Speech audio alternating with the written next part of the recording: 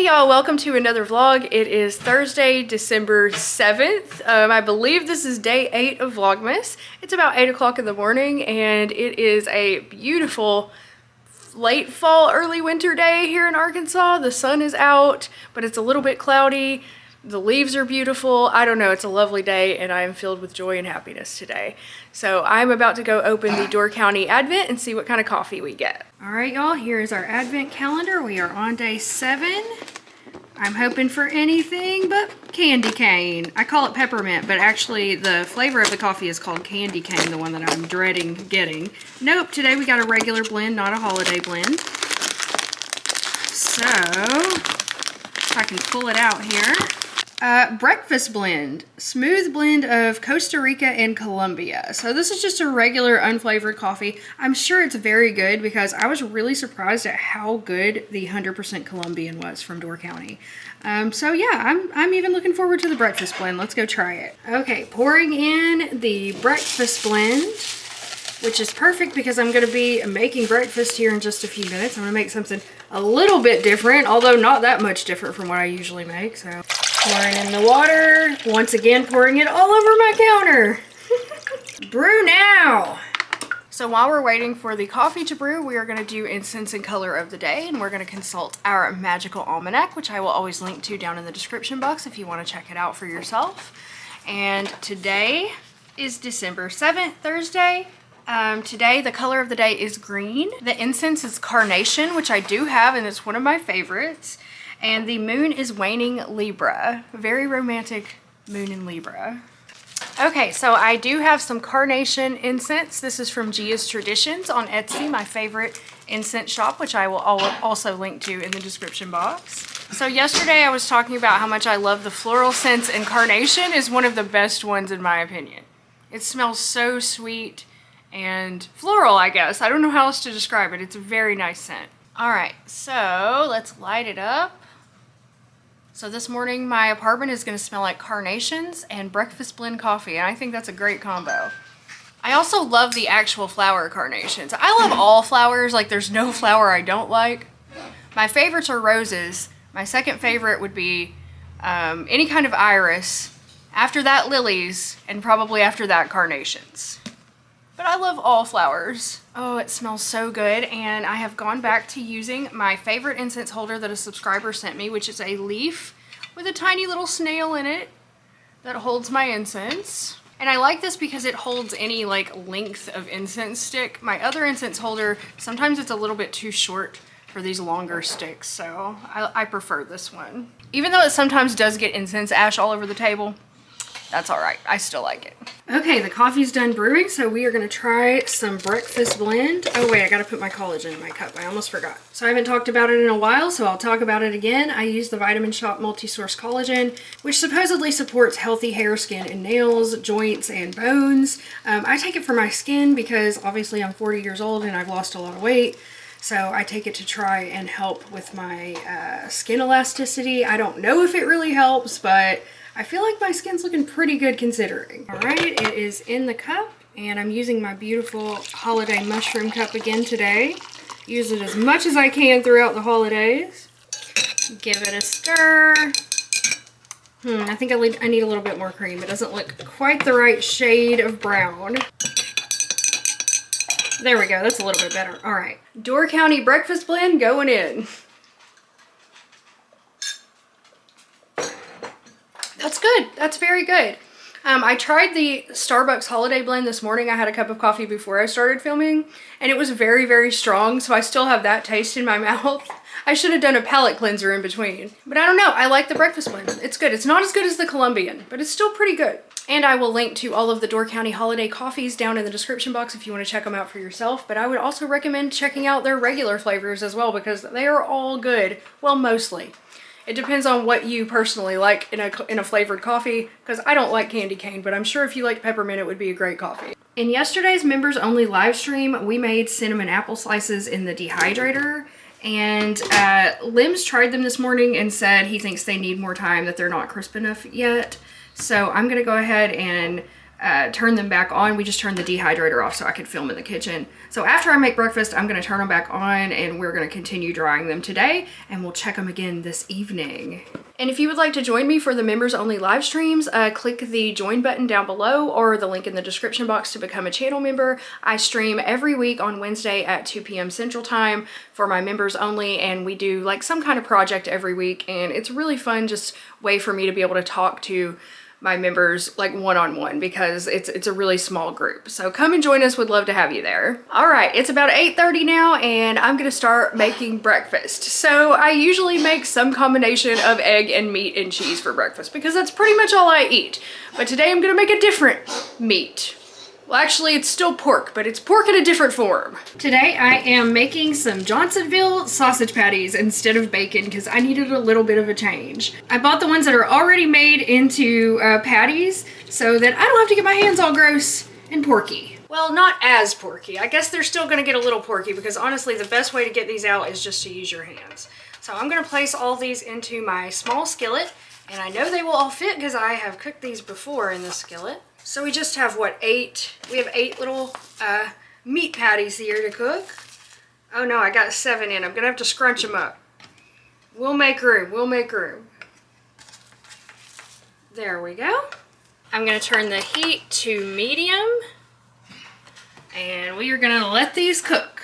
I have my splatter guard here that I'm gonna place on top, so I minimize the amount of grease that splashes all over my stove. While the sausage is cooking, I'm gonna go ahead and prepare the eggs. So I am making scrambled eggs today and not an omelet, so I'm gonna do, I think, 5 eggs for 2 people.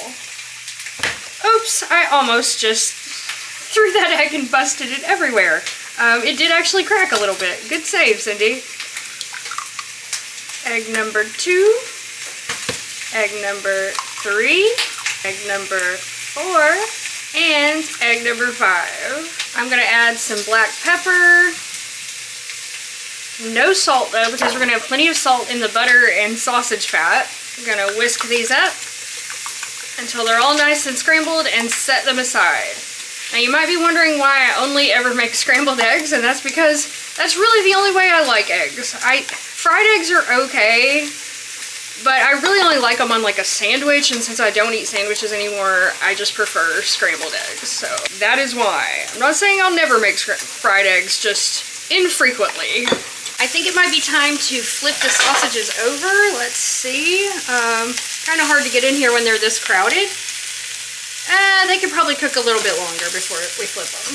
I'm also gonna start making some toast for limbs. So I'm just gonna put some bread in the toaster, but I'm not gonna turn it on yet. I'm just gonna have it ready to turn on as soon as I start cooking the eggs. I like to try to get the toast and the eggs done about the same time, but sometimes it can be hard to do that. Okay, I think we're definitely at the point where we need to turn them over now. So I'm gonna flip all the sausages. They actually look like they could have cooked a little bit longer. I'm thinking the heat might be a little bit too high, so I'm gonna turn it down to medium-low once I get these all flipped over. I think they'll be fine. I'm gonna turn down the heat just a little bit though. So while I was in here cooking, I just texted my sister about having a Christmas dinner this year.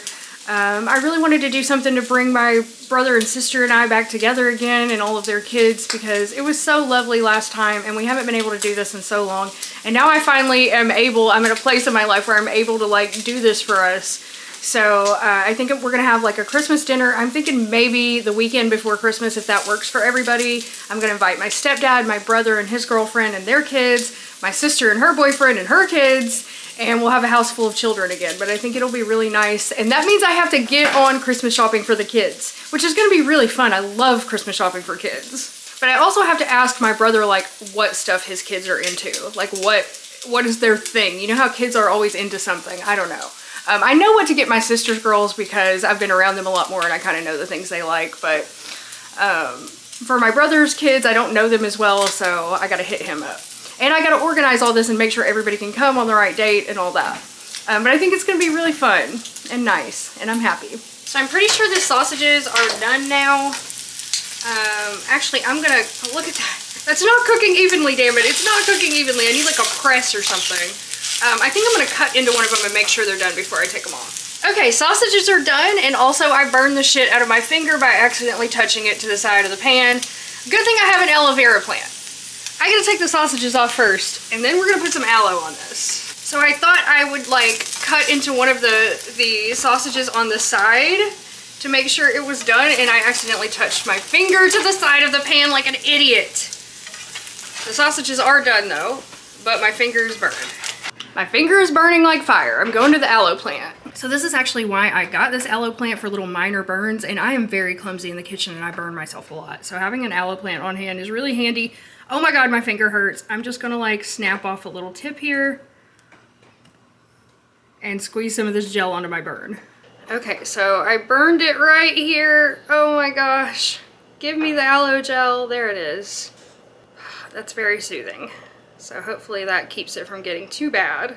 But I do feel like it's gonna blister though. It hurts pretty bad. All right, now back to cooking. I am gonna add some butter to the hot pan. Not a lot of fat really rendered out of the sausages. As you can see, that's kind of surprising. But we'll put plenty of butter in there to cook the eggs in. All right, now the butter's melted. I'm gonna pour in the eggs. And I'm gonna use my little plastic rice paddle to cook the scrambled eggs. And while they're cooking, I'm gonna go ahead and get the toast browning in the toaster? Toasting in the toaster, that's the word I'm looking for. And then everything should be done right about the same time, hopefully. I like my eggs really scrambled, so I tend to stir them a lot while they're cooking. Yay, my sister just texted back. She is going to come on the 23rd, and also she wants me to take the girls for a couple days because she needs a break. Alright, so the eggs are pretty much done. I'm going to take them off the heat while I butter the toast. For toast, I use this Kerrygold in a tub because I think Kerrygold, well, Kerrygold is second best butter after Vital Farms, but Vital Farms does not have a spreadable butter, so I buy this Kerrygold for toast. And sometimes I just use it, like I just put a hunk of it in the skillet to cook the eggs in as well. Okay, the toast is done, so I'm just gonna I'm almost out of this, but I got a new tub yesterday. Put some on each piece, like that. Let it melt a little bit and spread it. You gotta do it while the toast is hot because this butter, it's still a little bit thick for spreading. You gotta melt it a little bit. And then I always put toast like this and cut it into triangles because I just think that looks cuter and more appetizing. Oh no, I forgot to put cheese in the eggs, damn it! So I'm gonna briefly put the eggs back on the burner, which I have on very low heat, and I'm gonna put some American cheese on top and melt this all in to the eggs because I forgot to do that. The eggs are still pretty hot, so this should melt pretty quickly.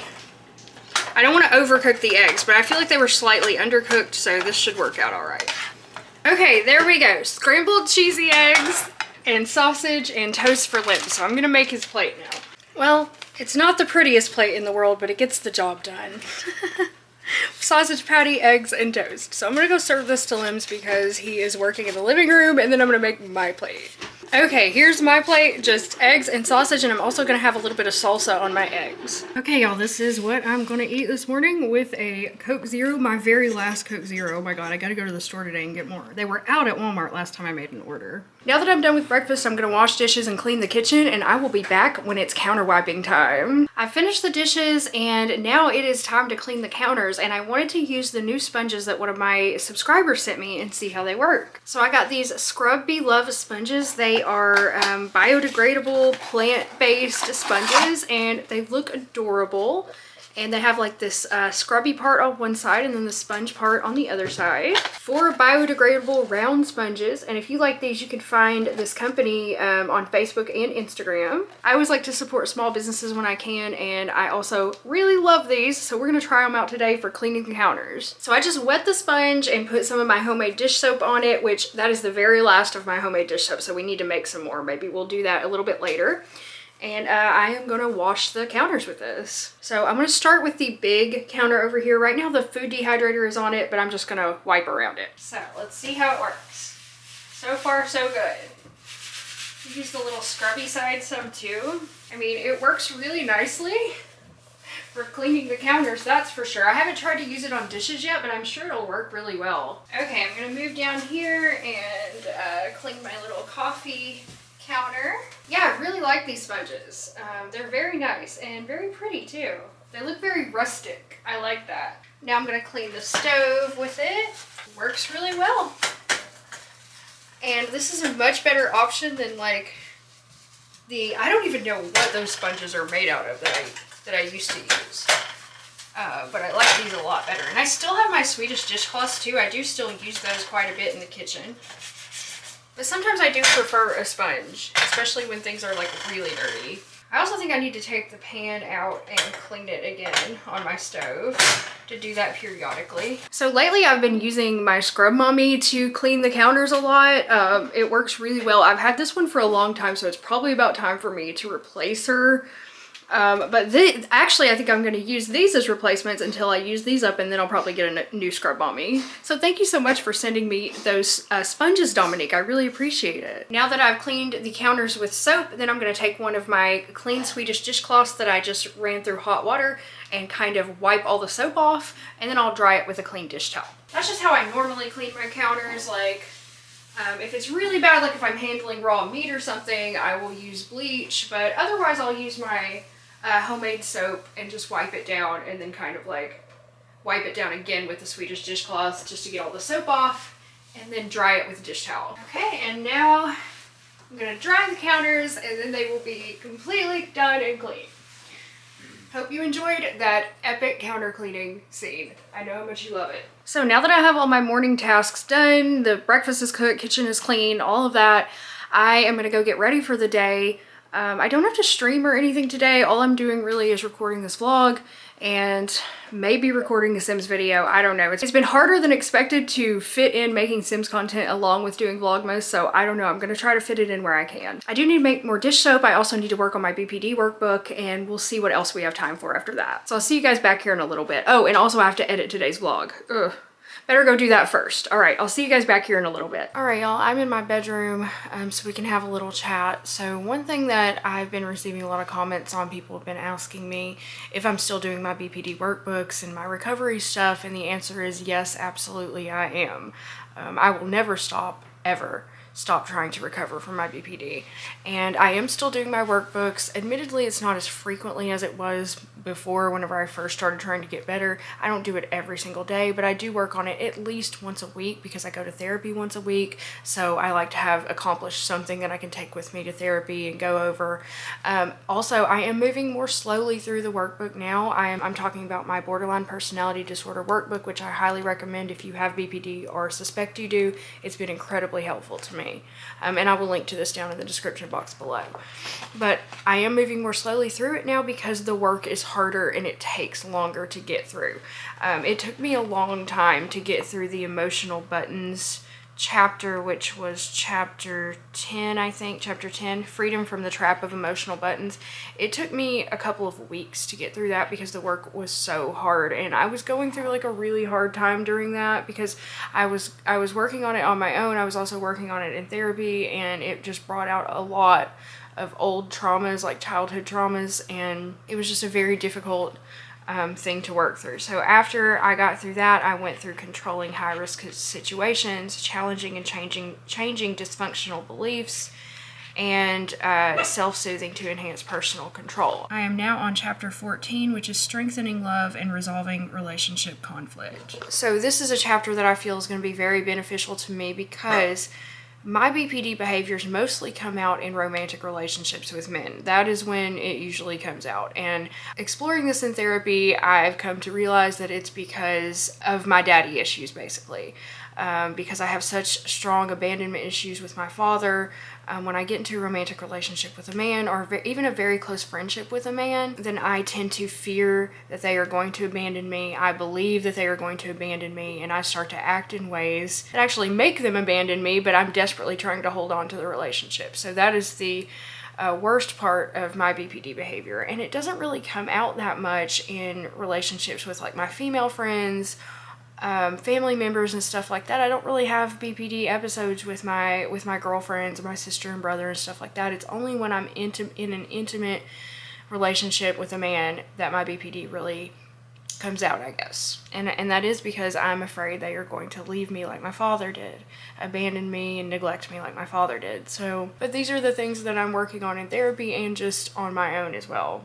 So strengthening love and resolving relationship conflict, I think, is going to be very helpful. So I'm going to read through this chapter, and as I used to do when I was doing my work on camera, I will share with you anything important or that I think might be valuable to other people out there. The first line of the chapter says, many individuals with BPD struggle with relationship conflicts, issues, and satisfaction, which are connected to what we'll call relationship habits. Habits are learned behaviors people automatically engage in when they encounter an activating event. So I have a lot of bad relationship habits, or at least I used to. I've been working on those a lot, and many of them I have been able to conquer, but some of them are still there. Relationship habits are automatic reactions we have to people we're in relationships with, not only romantic relationships, but those with friends, coworkers, and acquaintances. And my bad behavior really only comes out in romantic relationships. That's what I found. Or very, very, very close friendships. Like, I've had BPD meltdowns with B before, but he's been my best friend for 25 years. We're incredibly close. And if I feel that he is abandoning me or going to abandon me, then I can get really freaked out by that. Because he's been like somebody that's been steady in my life for so long. So the book says, your BPD has been using your relationship habits to flourish. But in this chapter, you're going to learn how to strengthen the good relationship habits and reduce and resolve the destructive ones. There's a list here of 10 destructive relationship habits, and I'm going to share that with you. So the habits include yelling, statements of hate, refusing to admit you made a mistake, speaking in generalities, refusing to apologize, finger pointing, cussing, name calling, seeing only one side of the story, and expecting someone else to fill our love tank. So I checked off several of these that I do when I'm having like an episode with someone, and things that I do that would hurt someone else. I guess, my destructive relationship habits. So the ones I checked were statements of hate. So let me just explain this one a little bit more. So the impact, it says, when we make statements of hate, others tend to stop hearing anything else. These statements cause deep wounds that build resentment. So I don't say things like, I hate your guts and I hope you die. But I would say things that would hurt a person. Like, I would say, well, maybe we should just break up then. Maybe we should just get a divorce. Maybe you just don't love me and stuff like that, to try to get a response from the other person that, like, for them to reassure me that they do love me and they do want to be with me and they don't want us to end the relationship. But those things are very incredibly hurtful to the other person. I know that now. They're very incredibly hurtful to the other person, and it does not get me the result that I want. The need that I'm trying to get met there is I want to be reassured that the person wants to be with me, even if they're upset with me. But what it actually does is just hurts them and causes them to resent me. So that's one that I have been guilty of in the past, and one that I try very, very, very hard not to ever do again, because I can see like how hurtful that is to the other person. Even though that's not my intention to hurt them, my intention is to get a response that I want from them, it's still a very selfish and hurtful thing to say. So the next one I checked is refusing to admit you made a mistake. Now, I will always admit that I made a mistake, but not right away. And that can be very frustrating to the person, because sometimes it will take me a while to be able to admit it. Sometimes it'll take me a while to even realize that I've even made a mistake. I will sometimes feel immediately attacked and feel like it couldn't possibly be my fault, even though whatever happened, it probably is my fault. It says the impact is when you believe firmly that you didn't or couldn't make a mistake, others tend to see you as having less integrity, which lowers trust and openness.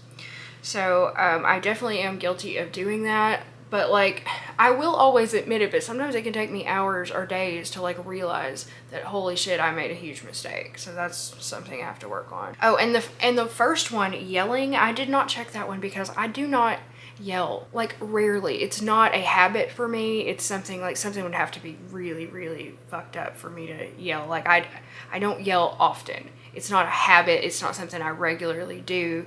It's not something I usually do in arguments or anything. I have done before. It's just not my way. It's not really how I go about things. I don't think yelling is a habit for me. I tend to be much more passive aggressive and shut down. I'm not very confrontational, and I don't yell a lot. So the next one that I did check is speaking in generalities. And it says the impact is when we speak in unclear and general terms, others misunderstand or misinterpret what we mean. This causes causes others to make assumptions about what we're saying, which lessens the probability of us getting what we want and need. Speaking in generalities also encourages mind reading, which forces others to guess what we want or need. So this is one of my biggest problems, one of my biggest habits in relationships, because I am afraid to say what I really want and need because I'm afraid the other person is going to think it's unreasonable and want to leave me. So I will speak in generalities. I will try to get them to read my mind or guess what's wrong, and sometimes even when they do guess what's wrong, I won't tell them that's actually it. And this has happened to me very recently. And it causes problems because I'm not getting my needs met, which makes me upset because I'm not asking for what I need out of fear that the other person is going to abandon me or dislike me or something like that. And it's this one is probably my worst habit, my most destructive habit in relationships, and the thing that causes the most problems for me. The next one I did not choose is refusing to apologize, because I will always apologize. Once I've realized that I was wrong, I will always apologize. The next one that I did check is finger pointing. The impact is when we blame others for our relationship problems, they tend to become defensive, and over time this habit builds resentment. I don't do this purposely, but I do it. So like say I'm in an argument with a partner and whatever is happening, I will somehow make it their fault that I'm the victim, even if I caused the problem. And this is something I recognize that I do. Once again, everything that I do is trying to get reassurance that they love me and they want me and they are not going to abandon me. Everything is about that feeling for me, and so that's why I do all of these behaviors. So I have blamed the other person even when it's my fault. Like I'll find some way to like make it their fault. And that's something also that I try really hard not to do anymore. And I've been successful in overcoming that one because I understand how harmful that is. So some of these I've already been able to overcome just with the skills that I've already learned, like statements of hate, and finger pointing, refusing to admit you made a mistake. That one still can be difficult for me, and I haven't completely conquered it, but I have gotten better. Speaking in generalities is still something that I do frequently, and I'm hoping that this rest of this workbook is going to help me with that, because I know that's an area where I really need help in my relationships. Okay, so the next one I did not check is name calling. I never, ever, ever call my partners names, ever. I never call hurtful names. I never demean them. I never put them down or insult them in any way. I will never insult my partner's appearance. I will never insult their intelligence or their job or like anything that you could go after somebody to hurt them. I will never, ever, ever do that, because when I was a little girl, I was put down. I'm sorry, hold on a second. I was called names a lot as like a punishment. So, I don't know if it's a punishment. I was verbally abused when I was a little girl all the way throughout my whole life. I will never do that to another person ever, because it's something that was used to hurt me for most of my life, and I know how much it hurts. So the next one that I did check is seeing only one side of the story. And it says the impact is when we refuse to see other person's viewpoint, we get lost in our own perspective of the situation and the relationship and are limited to only seeing half of what's going on. I feel like this is kind of black and white thinking, and I will see one perspective, and that's the only perspective I can see. When I'm in an argument or having a BPD episode, I usually can only see one path. So I know that's definitely something I struggle with. And then the last one I also checked is expecting someone else to fill our love tank. And I have been very guilty of this in the past, and you can suck somebody dry, you know, and I feel like that's happened in my past relationships. Obviously it has. It says the impact is expecting others to fill our love tank, puts a lot of pressure on them and the relationship. It also makes us dependent on others, and we might tend to be very anxious and cautious for fear of losing people whom we depend on. So that was a big issue in my relationship with my ex-husband, because I did depend on him for all of my emotional needs, and it really destroyed us. It destroyed him and it destroyed us. That's something I try very hard not to do in my new relationship, and I think I've been pretty successful. I do feel anxiety of losing my partner. I always do. I think I always will. That's just something I'm gonna always have to deal with because of my severe abandonment issues. But I cannot expect the other person to fill me up or be responsible for my emotional well-being, and that's something I have accepted. And I think that's part of the reason why my relationship now is going so well when my previous ones didn't, because I'm not putting all that pressure onto the person I'm with. So yeah, that was a little bit more difficult than I thought it was going to be, going through that and just looking at, again, this is just really looking at yourself in the mirror and what you really are.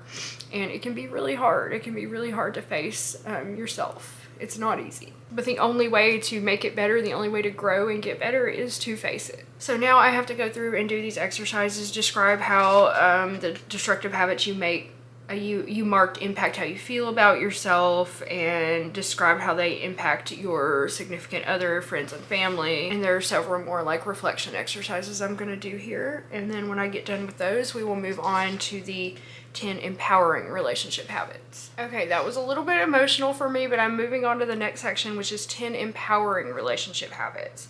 So it says identifying the destructive relationship habits you engage in is a powerful exercise. Yeah, it definitely was. But it's only part of the process of changing your habits. We'll now turn to empowering relationship habits, those that inspire courage and confidence and love. We have using a calm and collected tone, statements of compassion, admitting when you make a mistake, speaking in specifics, apologizing, separating the person from the problem, using a de-escalation approach, examining unmet needs that are making you angry, believing in a solution, and loving yourself outside of the relationship. I did check a few of these. Some of these I desperately need to learn. So let's go through them. First of all, using a calm and collected tone. I definitely do this. When I feel like I'm trying to be heard, I'm trying desperately to be heard, I know that yelling is not the answer and I don't do it. The impact is when we talk to others with a tone that is low volume, slow, and steady, others are more likely to hear what we're saying, understand what we mean, and take us more seriously. And I have found that to be true through experience as well, so that is definitely one I do and one I need to continue to develop and use. The next is statements of compassion. When we talk to others with kindness and tenderness, they're more open, relaxed, and likely to do what we ask and provide us with what we want and need. And this is something I do usually after the storm. You know, I do try to use statements of compassion. It's something I need to do more and better, but I did check it because it is something that I do. The next one is admitting when you made a mistake. This is a healthy and honest thing to do. Others will trust you more and feel open when talking with you. So I always admit when I make a mistake.